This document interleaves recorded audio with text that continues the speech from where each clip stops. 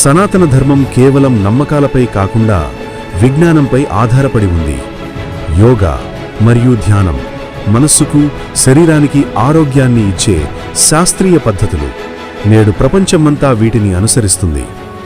ఆయుర్వేదం ప్రకృతితో మనిషిని ఎలా రక్షించుకోవాలో నేర్పిన వైద్య విధానం.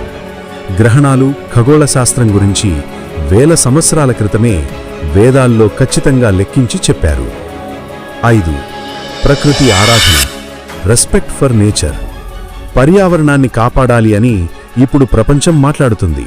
కానీ సనాతన ధర్మం ఎప్పుడూ చెప్పింది, నదులను, గంగమ్మ, భూమిని, భూమాత, చెట్లను, రావి, వేప, జంతువులను, గోవు, పాము దేవుడిగా పూజించడం వెనుక ఉద్దేశం.